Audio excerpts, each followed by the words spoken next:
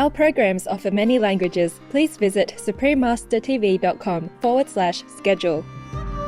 What doth inanity signify? Virtuous man, all the multi-beings since time immemorial have been subject to a variety of perversions. Please continue watching to find out more.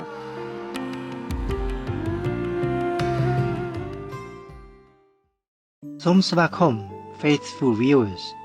Somsvakom means welcome in Cambodian. Amacharya.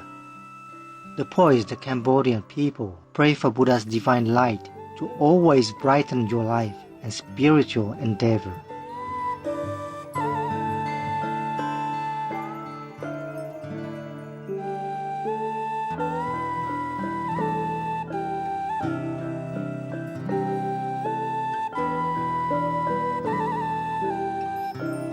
Buddha, or Gautama Buddha, also known as Shakyamuni Buddha, was a great extraordinary spiritual master from ancient India. Born as Prince Siddhartha Gautama in the 5th century BC, he would have naturally inherited the vast wealth of a kingdom. However, the prince left the palace life in search of spiritual knowledge. After years of contemplative seeking, the Buddha attained great enlightenment under the Bodhi tree. He then shared the merits of his practice by providing a method for other sentient beings to be freed from the cycle of death and rebirth. The rich treasury of Buddha's spiritual doctrine on universal truths is studied and revered to this day for its deep wisdom and compassion.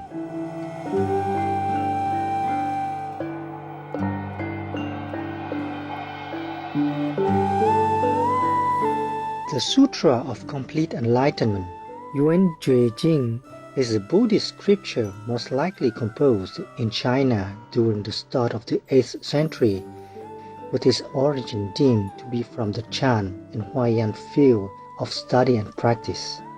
It is a very popular and influential sutra within the meditation-oriented Buddhist schools of East Asia like Chinese Chan, Korean Seon, and Japanese Zen. A key factor for its popularity is its condensed format that focuses on the most important theoretical issues of the nature of enlightenment. There are 12 chapters and a short convocation in the Sutra of Complete Enlightenment. The convocation section sets out the scene of the sermon and the involvement of key participants. In the deep state of meditative concentration, Samadhi, Buddha and 100,000 great Bodhisattvas, with 12 eminent Bodhisattvas acting as spokesmen, engage in dialogue with the Buddha on doctrine, practice, and enlightenment.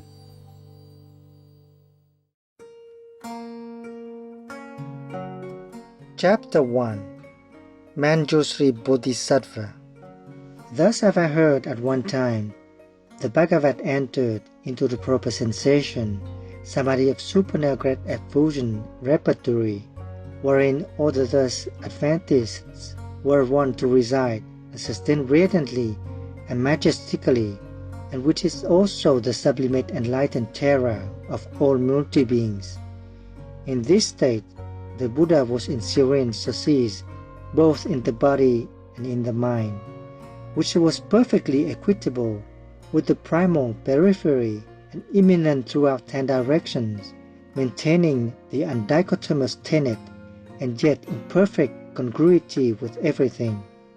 And therein he manifested various purulence under the undichotomous circumstances, where he was in company with 100,000 great Bodhisattvas, namely Manshri Bodhisattva, Samantabhadra Bodhisattva, Universal Vision Bodhisattva, Vajragarbha Bodhisattva, Maitreya Bodhisattva, Pure Wisdom Bodhisattva, Ease in Majestic Virtue Bodhisattva, Sound Discernment Bodhisattva, Cleansed of all karmic obstructions Bodhisattva, Universal Enlightenment Bodhisattva, Complete Enlightenment Bodhisattva, foremost in virtue and goodness a Bodhisattva, and the like as the leading ones.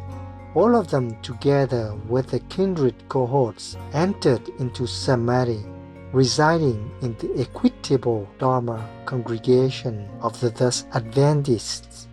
Thereupon Manshri Bodhisattva arose in the midst of the assemblage, prostrated himself at the Buddha's feet, perambulated clockwise thrice around the Buddha, genuflected on both knees while joining his palms with the fingers interwoven, and addressed to the Buddha, "Great merciful world venerated one, I would wish that thou wouldst divulge to the congregants here the thus Adventist zone purified dharmic deeds at the primordial cause of terror, as well as impart to us how Bodhisattvas would be able to generate a purified mind and to depart from all sorts of fallacies, so that the multi-beings in the future Fantastic who aspire to pursue the major vehicle would not degenerate into devious views." At these words he prostrated himself, with the 5 members of his body prone to the ground, in supplication to the Buddha, and thus did he implore thrice in succession.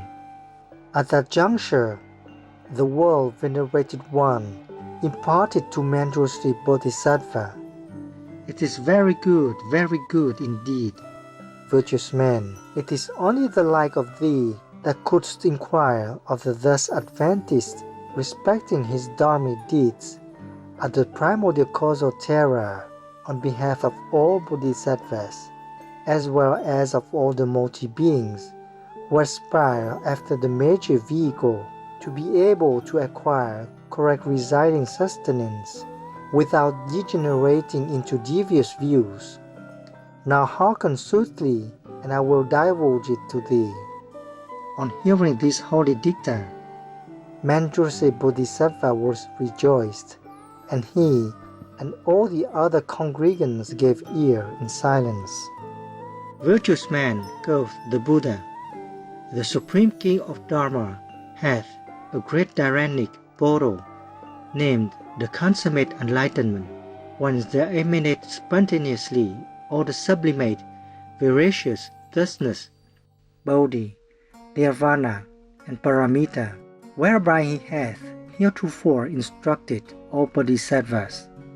Whilst all the thus Adventists were still in their primordial cause of terror, they all relied on the consummate effulgence upon the purified aspect of enlightenment, whence they were able to eliminate inanity perpetually, so they were able to attain Buddhahood. What doth inanity signify, virtuous man? All the multi-beings, since time immemorial, have been subject to a variety of perversions, whence they are rendered to be like aberrant people, who would transmigrate all over the places in 4 directions, and they would elusively take the 4 elements for the entity of their own physical body, and would take the shadows of the 6 dusts, which they constantly reach and grasp as the image of their own mind. This could be compared to someone who, due to his morbid eyes, should descry either blossoms in the ethereal space or a second moon in the firmament. Virtuous man, in reality, there are no blossoms in the ethereal space. It is simply owing to the delusive tenacity of the morbid eyes that renders it to appear so.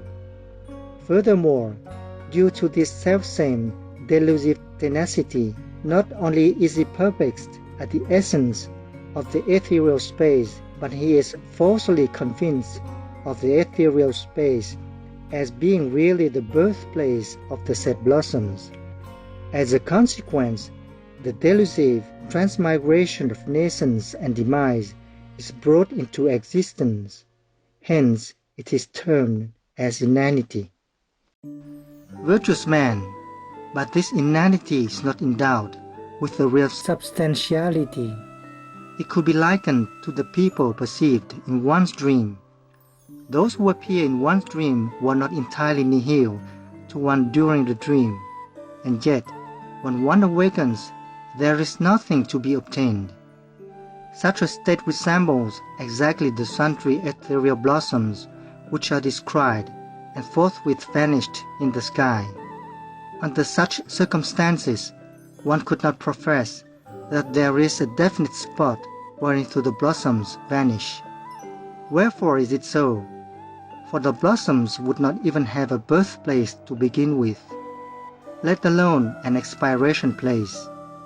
Nevertheless, all the multi-beings should still delusively descry nascences and demises, where there are actually no nascences at all.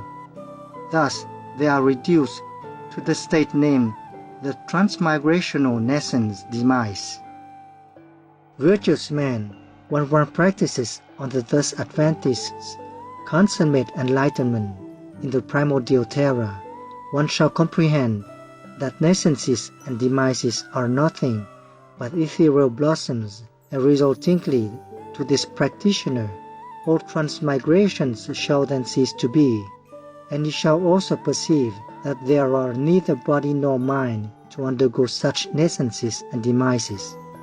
Yet this is not due to any endeavor executed that could make it so, but simply owing to the non-existence of the quintessence, and that which could make such perception and consciousness is akin to the ethereal space as well, that which could comprehend everything being like the ethereal space, yet again is no more than another ethereal blossom-wise phenomenon.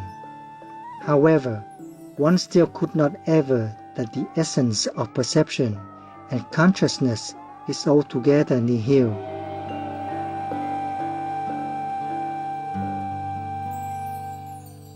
It is only when both existence and non-existence are entirely dispelled that it could come to be entitled as the state of congruity with purified enlightenment. Wherefore is it so? For both existence and non-existence are of the nature of ethereal space, both of which being always unchangeable. For within the thus advantaged repertory there is neither nascence nor demise, neither comprehension nor perception, for they are akin to the quintessence of the dharmic spheres, which is ultimately consummate and imminently pervasive throughout the 10 directions.